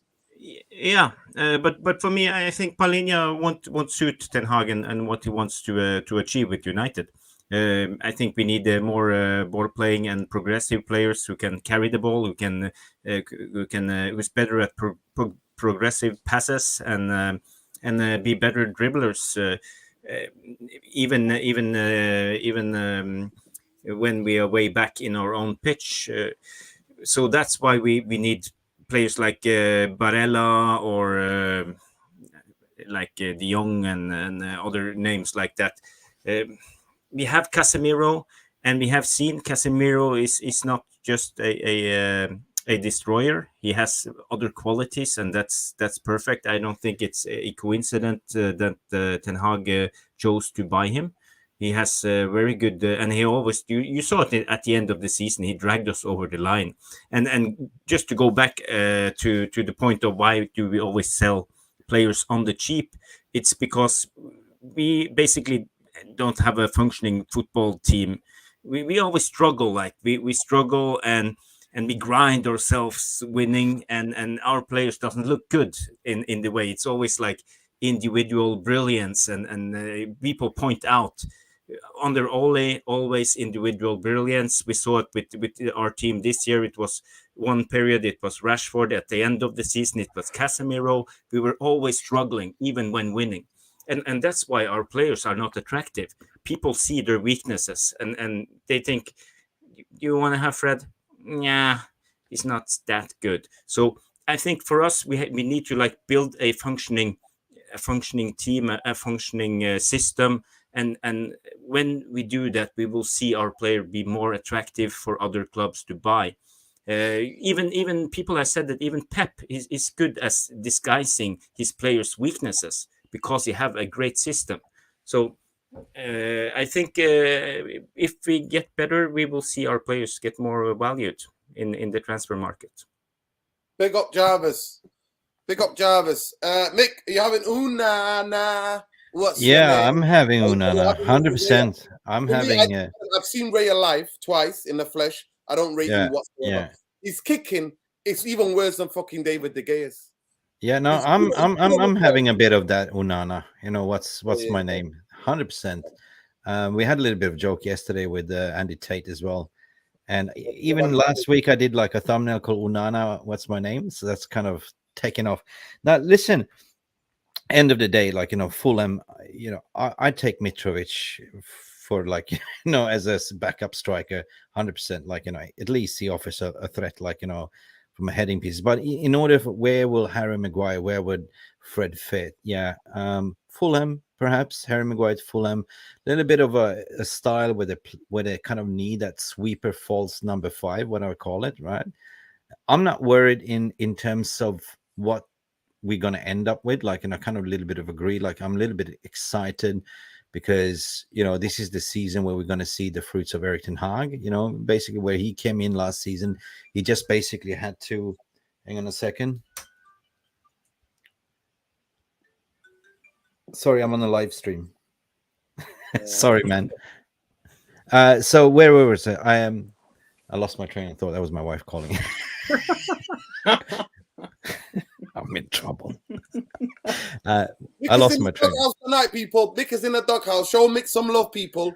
Yeah, because he's in the doghouse, mate. He's in the doghouse. Yeah. So I'm not worried. So what I'm saying is that I'm looking forward for this transfer window because clear and obvious he's got a plan, and we don't really know what the targets are. Clear and obvious. Like I'm excited to see the midfield pairing because if we get a Rabiot, that's fine. He's a rotational squad player, definitely. We need a replacement for a Casemiro, yeah. So if we get 100%, I would love to have, like you nerded in, a Casado in, or a Frankie De Jong, possibly, right? Because what would you rate? Or Barella, yeah. But Gundogan went to Barcelona yesterday, by my understanding. So that means that where's Frankie going to play? He's going to be playing more deeper. They're in FFP problems as well, so they need to offload as well. And I think that, I don't know, it's just me talking like as a fan. I think that Ten Hag has kind of assessed the whole situation, had a proper planning. He knows what he wants and who he wants, right? If it's Declan Rice, fine. I'm fine by that. But if you're going to pay 80 million for a Casado who had one successful season in the Prem, then why not going for Frankie De Jong that you kind of had a... my wife is calling. She's getting crazy. Hang on a second. You gotta go, Mick. You gotta go. Listen, Nick. Go on. Sort way. Yeah. I just want to finish the point. They kind of grew up the knows Ten Hag system, and the whole transfer window was built last season under De Jong. Like, he was the piece of the cog. Their register. So I wouldn't surprise if we kind of see this coming up in the international transfer window. The Frankie De Jong 2.0 coming up, and the rest is kind of like fillers. Like okay, we're testing. This kind of my main target. If I'm Erik ten Hag, I'm thinking, what's next? Okay, Mason Mount next to Frankie De Jong, or next to Casado, together with Casemiro. That's a lethal combination because I'm looking at him as system players. You know what I mean? Yeah, 100%. You listen. Hang on a second. I got to see what she wants. Hang on a second. I'll be back. I'll be back. Yeah, big up. Listen, big up, Club. It says here. FFP is an excuse for glazing. Of course, we knew that. And Neil Ashton got that out, and then people are like, "Nah, mate, what Chelsea have done, mate. FFP is just a fucking. It's not even worth the paper that it's fucking written on." So yeah, I'm not hearing about FFP. Who else did I speak to? Jimmy, Onana, or David Raya? For me, I've watched Raya twice. I already said for me, Onana all the way, man. I need to see him. I need to see a madman again in goal, just to experience that playing out from the back properly, to experience some bravery, commanding the box, because Onana does that. He's, he's very athletic, very fearless as well. He's not, he's a bit, I suppose that's the one thing that Pickford's got that I always give him is he's fearless. He's not scared of, he's never scared of attackers. I always give him that, as much as I don't like him as a keeper, but so that bravery is really important. So yeah, Onana for me, I've said top of my list actually is everyone's dissed him is Raya because I think he's. I saw him live. Did you watch him when he played at Old Trafford? No, I did, but the only reason is I'm thinking price tags, and I think he's probably going to be the only affordable option if we were to have to replace David De Gea. So for me, it's more about price tag than it is that I think he's actually the best of the lot, because I think, obviously Diogo Costa is a different level. Onana is much better. But I think those keepers will come, you're looking at your 75, 80 million price tag. So, for me, I'm thinking affordability, we might have to consider Raya as an option. But Onana's top of the list. No, I don't want that. Listen, I'm going to go to you, Tom, quickly. Who do you think the first signing is going to be for Manchester United this summer? Who do I think is? Who's the only person that we're basically getting at the moment? It's going to be Mason Mount, innit? Let's be honest. If it is Mason Mount, then we're not signing anybody. I'm being real. We're not signing anybody. Thanks, Tom. I thought you were gonna boost my ego and tell me Barella is the first person we're gonna sign. Barella, mate. They probably don't even know who he is. No, Barilla. I'd rather have Barilla spaghetti than a Declan Rice. for me, though, in terms of midfielder, I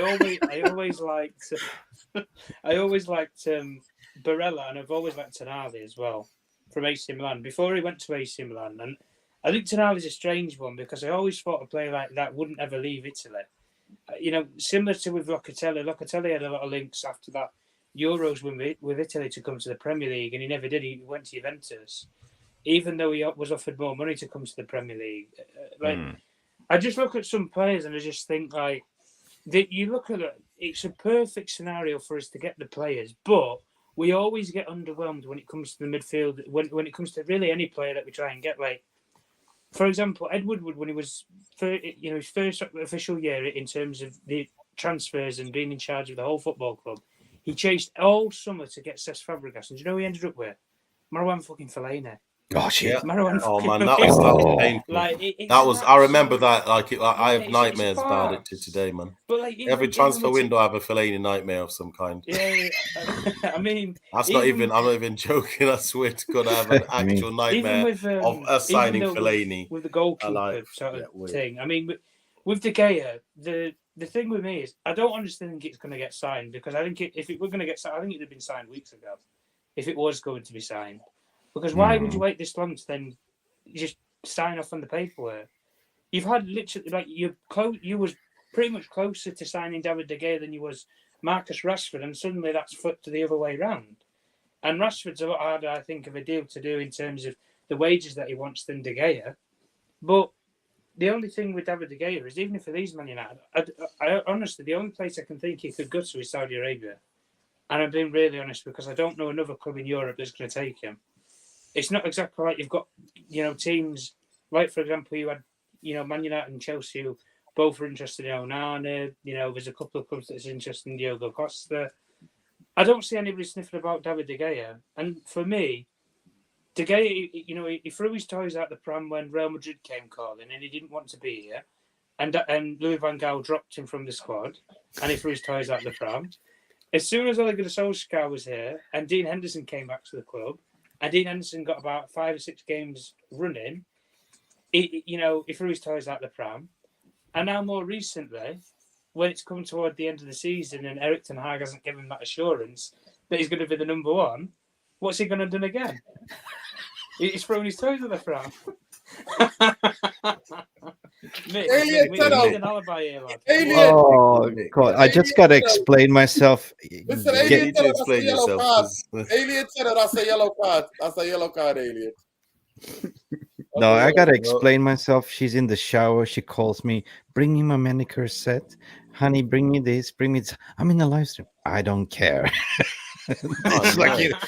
All right. Listen, hold tight, Nicky's wife. She demands she should get.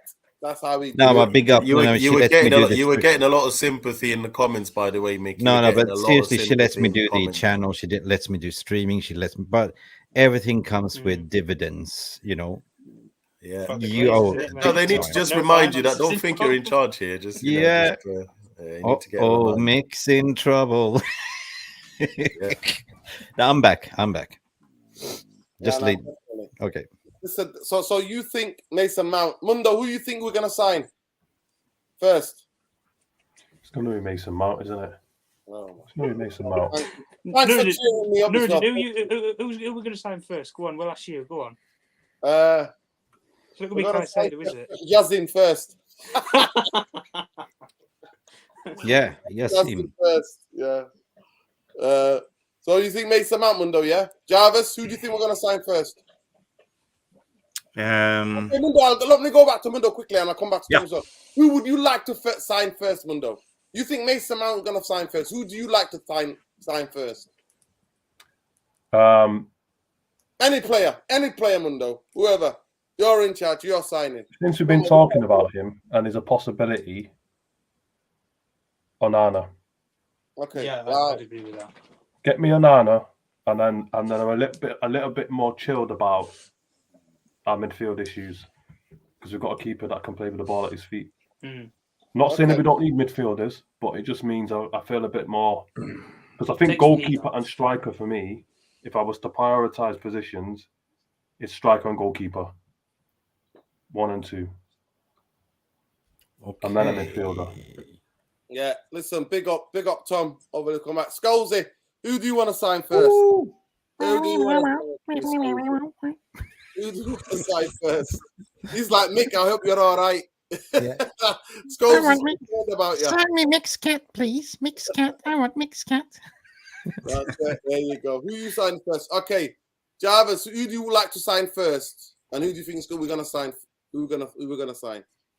Jarvis. I would like to sign Koulibaly or Højlund first because I think we need strikers in, and it's important to get strikers in early because then we have time to offload the Martial, because that's just a frustration waiting to happen next season. Always injured FC. So, but the first player who we will sign is obviously Mason Mount, because Fabrizio just told us today, and he's in the known. Okay, big up Travis. Jimmy, who do you would like to sign first? And then who do you think the club are going to sign first? I would like to sign Højlund first. That's top for me. If that's a player, I think they should go all out and sign. I've spent the last week watching him in the Atlantic. I know it doesn't start every game, but I've chopped a few clips of him just to see the way he plays. And I said on the space before that when I heard the comparison of him to Haaland, I laughed it off because someone said it in a space, and I just laughed it. And I laughed it off. So that's ridiculous. Now I've watched him a lot for a week. I agree. Actually, he plays in a very similar way. The way he attacks the lanes is eerily similar. You know, it makes exactly the same type of runs. The only slight difference is I think Haaland is better with his back to goal than Højlund. He's not great at that, but he compensates by following the ball. So he follows the ball to midfield. It's a bit like Harry Kane. He follows the ball to midfield a lot, which gives him the space to be able to turn with enough space to then make a decision. And he's very good at that. He's mastered that quite well. So he's the only player we've been linked to that's got my ears perking up like, oh, please, yes, thank you. Get him. He's a good player. But I think we'll actually sign Mount first, I think. I think Mount to be the first signing through the door. Big up to you. Go on, Mickey. You're shaking your head. Who would you like first? It's not who I like. It's more realistic what I'm thinking. I don't think Mount will be the first signing because the dithering between the fees. I think they put an opening bid. They're testing the waters. That's going to drag on a little bit.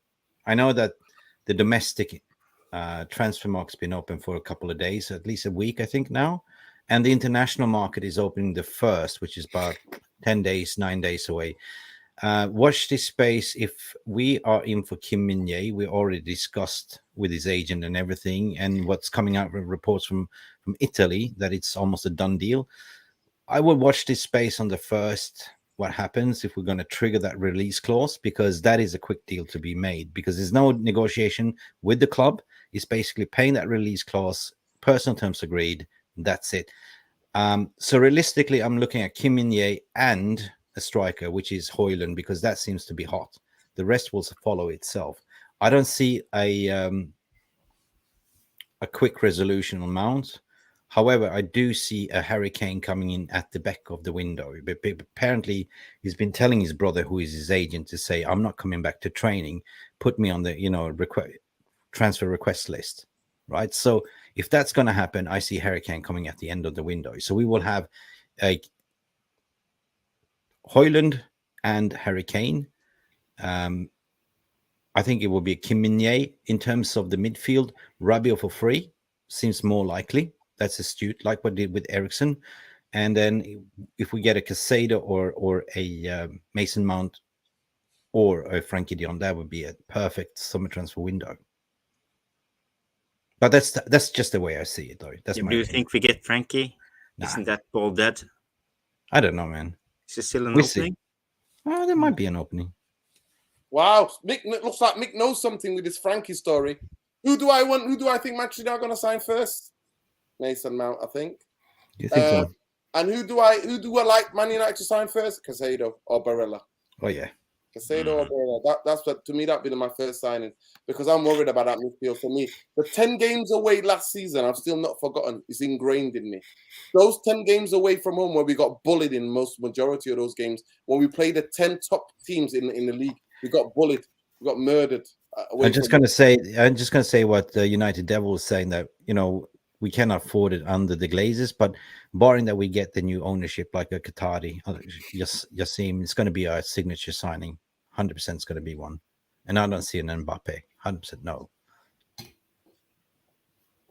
Yeah, big up. It's going to be something. Listen, big up to everybody watching. Let me know how many likes we've got. Last word, Jarvis, and then Mundo, and then Nick, and then we'll give Jimmy the last word of the show. Go ahead, Jarvis. You put me on the spot, but when it comes to transfers, for me, I'm not sure if we're going big in defense this year. Okay, we're going for a goalkeeper, that's good, but I don't see us spending 60, 70, 80 millions on a center back because our defense is actually one of our best what do you call it, attributes as a team. Our problem is scoring goals, so we need at least 2 strikers, because we need to offload Martial, as I said earlier, and we need midfielders, one backup for Casemiro and one replacement for Ericsson. So Ericsson will be the backup. I think then we will be fine. I'm not sure if we will be able to compete this season, but we need at least some more firepower up front.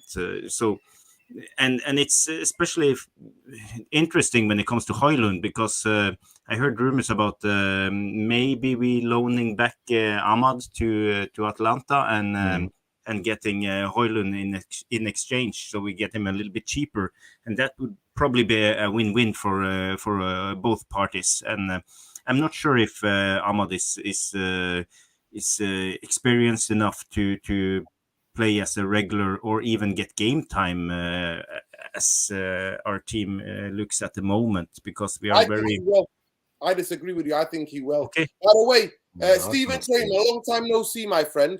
Rain has the best save percentage in the league, Nordin. You can't just dismiss him. I don't rate him. His kicking is dog shite. I watched him twice, 2 games, last season and this season. Brentford versus Manchester United. The ball was going out of play, my friend. The ball was going out of play. He's good. He's press resistant.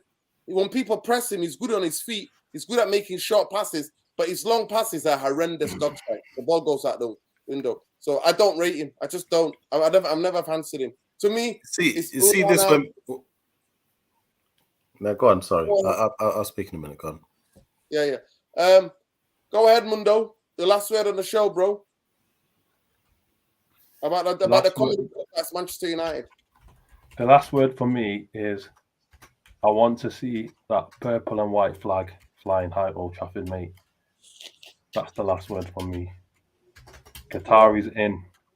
Bring me the oil. I want to bathe in the oil. I want to, as Uncle Jimmy said, we need to be on a level playing field, mate. I'm tired of watching these clubs pulling the fast ones, selling their place to Saudi Arabia for crazy money. Chelsea, by the way, have just heavily invested in Strasbourg in France as well. Their feeder club. They just bought themselves a feeder club. So we're getting left behind, guys. We are getting left behind. Time for us to join the party. And then the next conversations I want to be having is about us signing big players. No more talking about getting Rabiot on a free transfer, scrapping around Europe, getting Weghorst on loan. I never want to have that conversation ever again. Hopefully, this is the last window where we're going to be inundated with speculation and we're going to be getting frustrated as fans. Hopefully, the next window will be moving more like City, Arsenal, Liverpool. Back in the day, like Fergie, you never used to know about players until they walked out on the Old Trafford turf with the scarf above the head. That's the first word. Ras, we just signed that guy. I'm longing for those days again. I'm tired of getting drip fed bullshit through media. Linked with a million players. So, final word for me on that. Yeah, big up Mundo. Go ahead, Mick. Your last. My last words before I die. Your wife has had the last word on the show tonight. Yeah. My last words before I die, before you see me on the street. My last supper. I walking the green line. I said it today, and I did a little bit of a short to say, you know what? Keep calm. You know, Ten Hag has a plan. I mean, we haven't even started the international window, so a lot of this is media speculations, agent putting out fillers through press and stuff like that. That's what it is.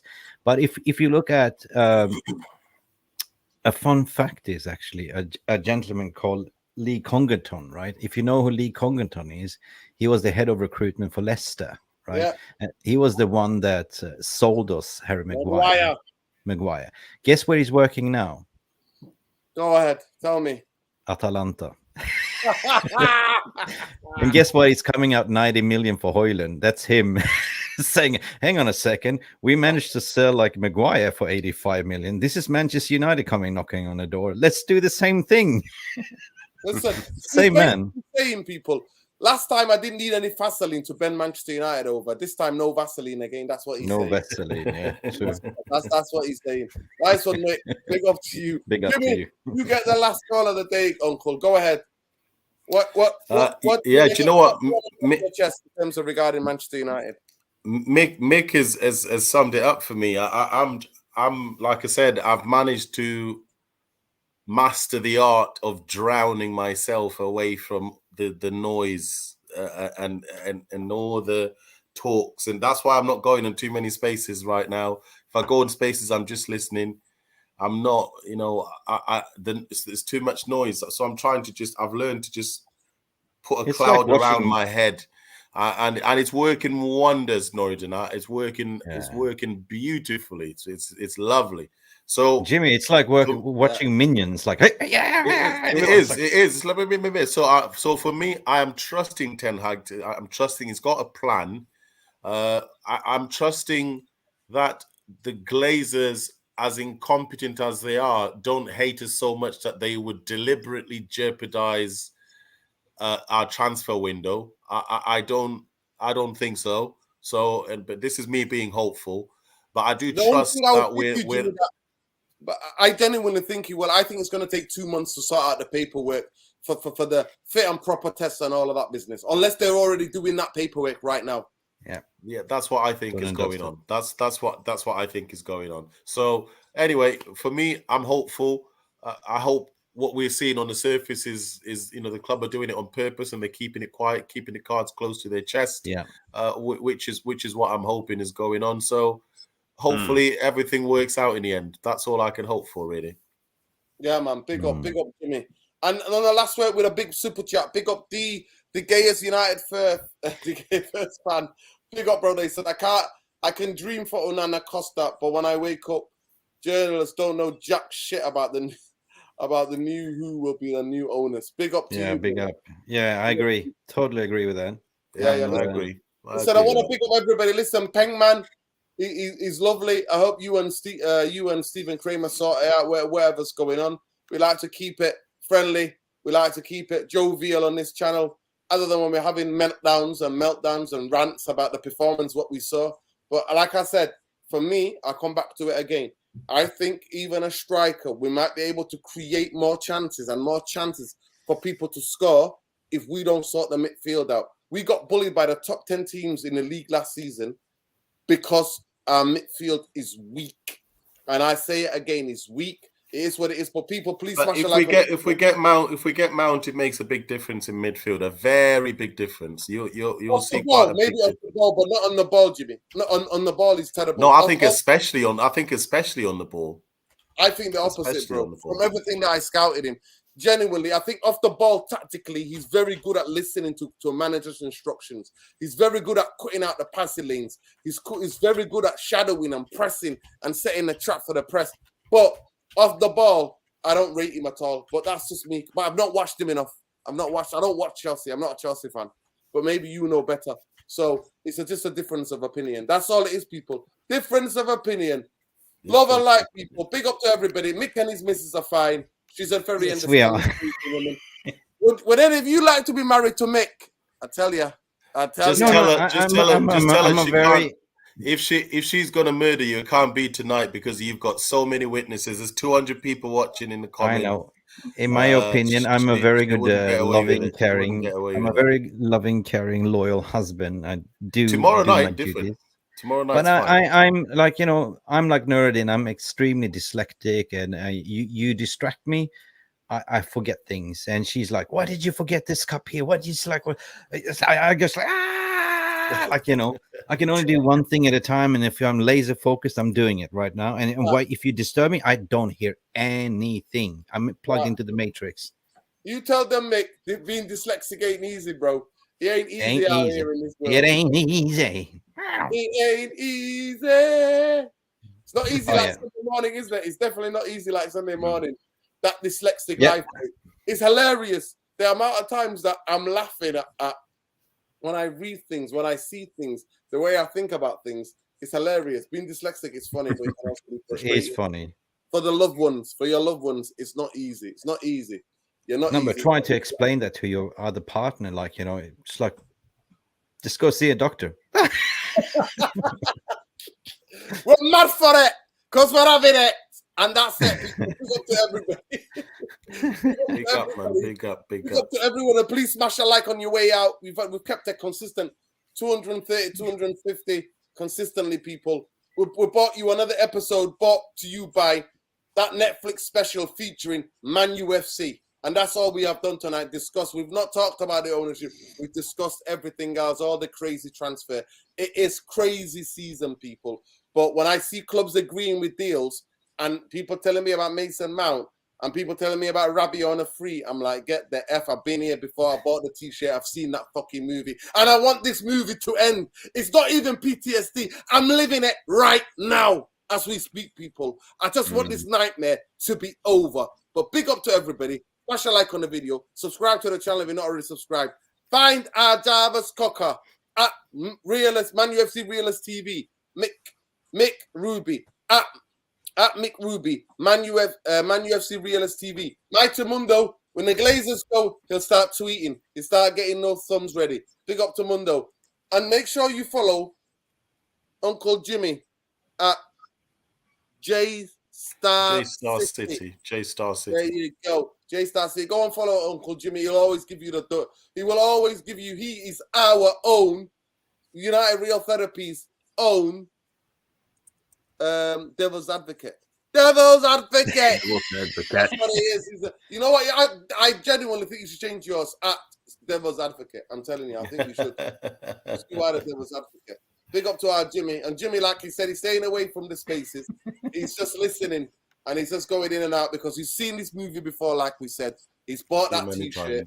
And he doesn't like. I see dead people. Yeah, exactly. Hey. Pretty much. Jarvis, Sixth Sense. and make sure you go and check Jarvis as well. It is all he always is. Bowley 77. Bowley 77.